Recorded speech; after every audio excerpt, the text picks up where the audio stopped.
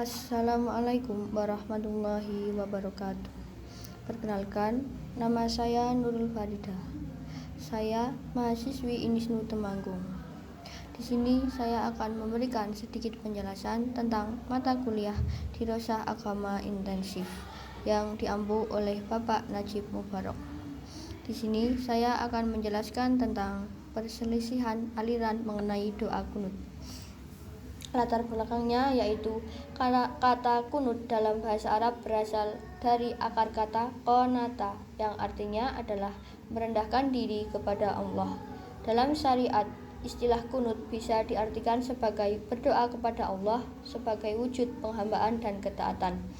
Bahwa di samping ikhtiar kita dalam berbagai urusan dunia, kita tetap harus bertawakal dan berserah diri kepada Allah sebagai penentu hasil akhir dari semua yang akan terjadi kepada kita, baik itu di dunia maupun di akhirat nanti.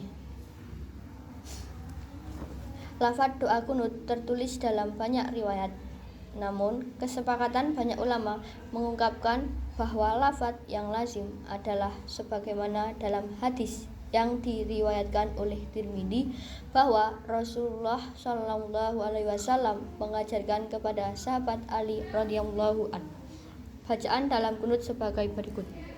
Bismillahirrahmanirrahim.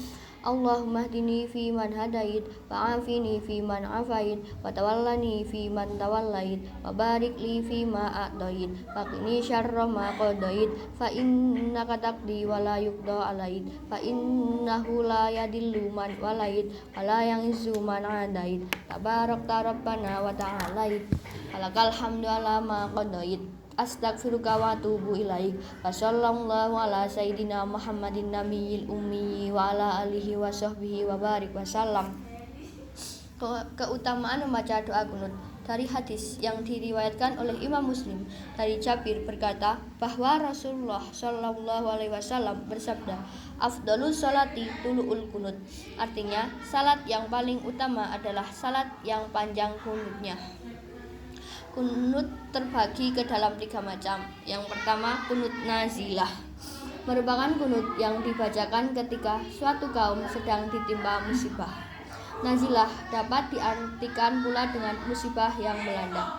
Dalam sebuah hadis yang diriwayatkan oleh Imam Bukhari, Rasulullah Shallallahu Alaihi Wasallam pernah membacakan kunut nazilah selama 1 bulan penuh oleh sebab musibah terbunuhnya rombongan Qura berupa para penghafal Al-Quran sebanyak 70 orang yang diutus untuk mengunjungi kaum Usayyah.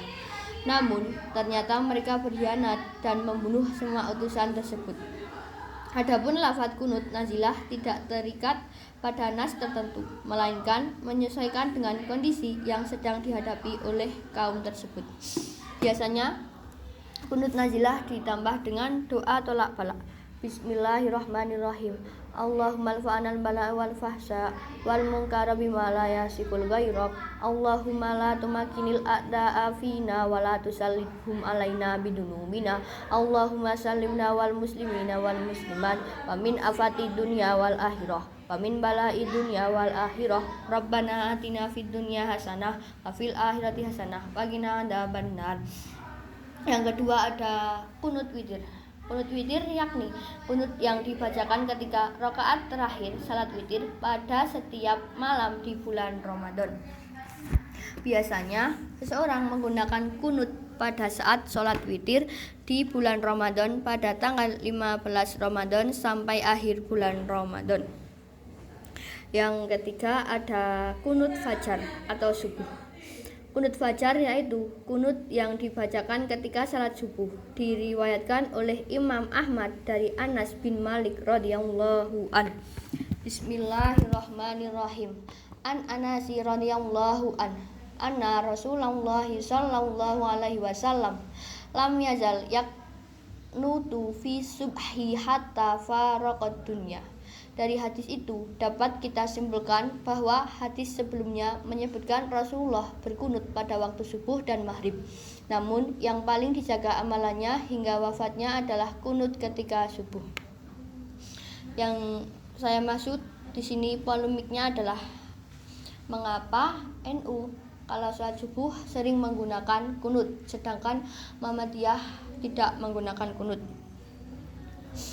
Muhammadiyah mempunyai alasan tersendiri mengapa tidak menggunakan kunut, yaitu permasalahannya kunut sebenarnya telah dijawab pada keputusan Muktamar Tarjih Wiradesa dan sudah termaktub dalam buku himpunan putusan tarjih halaman 366 sampai 367 dan telah dijawab oleh tim Pondok Pesantren Muhammadiyah Majelis Tarjih dalam buku Tanya Jawab Agama Jilid 2. Pengertian kunut secara definitif adalah tunduk kepada Allah dengan penuh kebaktian dan juga bisa berarti tulul qiyam atau berdiri lama untuk membaca dan berdoa di dalam salat sesuai dengan yang dicontohkan oleh Nabi Muhammad SAW dan ini termasuk ada tuntunannya berdasarkan hadis SAW yaitu An Jabirin anna Nabiyya SAW qala afdalus sholati tulu'ul kunut. Diriwayatkan dari Jabir bahwa Nabi SAW bersabda, salat yang paling utama adalah berdiri lama. Hadis riwayat Muslim, Ahmad, Ibnu Majah, dan Tirmidzi.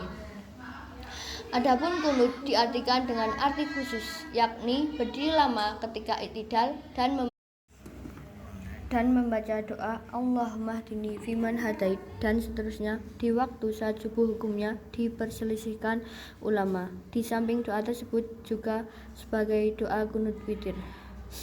Majelis Tarjih memilih untuk tidak melakukan doa kunut karena melihat hadis-hadis tentang kunut subuh dinilai lemah dan banyak diperselisihkan oleh para ulama. Di samping itu terdapat hadis yang menguatkan tidak adanya sholat subuh dalam riwayat beberapa imam disebut sebagai berikut. Bismillahirrahmanirrahim. Ma rawahul khatibu min tariqi Qais ibni Rabi'i an Asim ibni Sulaiman. Qulna li Anasin inna qauman yaj'umuna anna nabiyya sallallahu alaihi wasallam lam yazal yaktunu fil fajri faqala kadabu innama qanata syahran wahidan yad'u ala hayyin min ahya'il musyrikin. Artinya, Khatib meriwayatkan dari jalan Qais bin Rabi dari Asim bin Sulaiman, kami berkata kepada Anas, sesungguhnya sesuatu kaum menganggap Nabi SAW itu tidak putus-putus berkunut di salat subuh. Lalu Anas berkata, mereka telah berdusta karena beliau tidak kunut melainkan 1 bulan yang mendoakan kecelakaan satu kabilah dari kabilah-kabilah kaum musyrikin. Hadis. Sedangkan NU sendiri menganggap doa kunut adalah amal sunnah yang menjadi tradisi kaum muslimin utamanya di tanah air. Ibadah tersebut biasanya dilakukan saat salat subuh maupun pada separuh terakhir salat tarawih, juga kerap dilaksanakan ketika terjadi musibah yang menimpa kaum muslimin. Walaupun di kalangan NU itu dianggap sunnah, tetapi orang NU sering melaksanakannya. Jika orang NU ketika sholat subuh lupa menggunakan witir, maka orang tersebut sering melaksanakan sujud sahwi. Di dalam 9 amaliyah ciri khas NU sudah terdapat kalau kunut itu merupakan amaliyah ciri khas NU, jadi tidak bisa ditinggalkan dalam aliran Nahdlatul Ulama. Dan di sini juga ada perbedaan pandangan ulama fikih terdapat kunut subuh. Keragaman Muslim Indonesia meniscayakan ragam pelaksanaan ibadah di masyarakat, tak terkecuali dalam salat. Dahulu atau barangkali hingga saat ini masih menjadi pembeda antar golongan Muslim adalah perkara doa kunut saat sholat subuh. Tentu bagi kebanyakan kalangan Nahdiliyin, perbedaan kunut subuh ini sudah familiar. Yang pertama itu ada penyebab perbedaan kunut yang paling mencolok adalah beda pemahaman hadis dan cara kias sebagaimana disebabkan Imam Ibnu Rushdi dalam Bidayatul Mujtahid wa Nihayatul Muqtasid. Bagi kalangan madhab Abu Hanifah, kunut hanya dilakukan kala salat witir. Madhab Ahmad bin Hambal menyebutkan kesunahan kunut subuh ini hanya pada momen nazilah.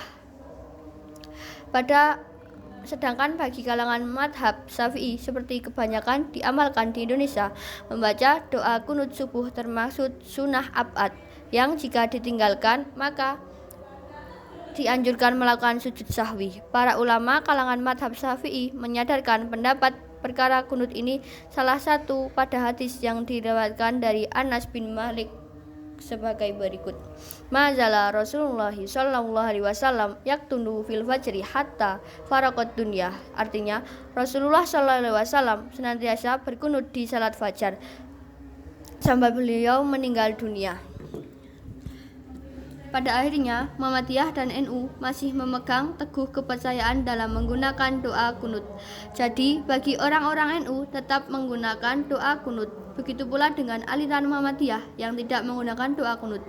Walaupun berbeda aliran, Muhammadiyah dan NU tetap tidak menjadi masalah besar. Mereka tetap akur dan tetap menjaga aliran masing-masing dengan baik. Selalu positif dengan aliran masing-masing. Cukup sekian penjelasan dari saya, kurang lebihnya mohon maaf. Wassalamualaikum warahmatullahi wabarakatuh. Terima kasih.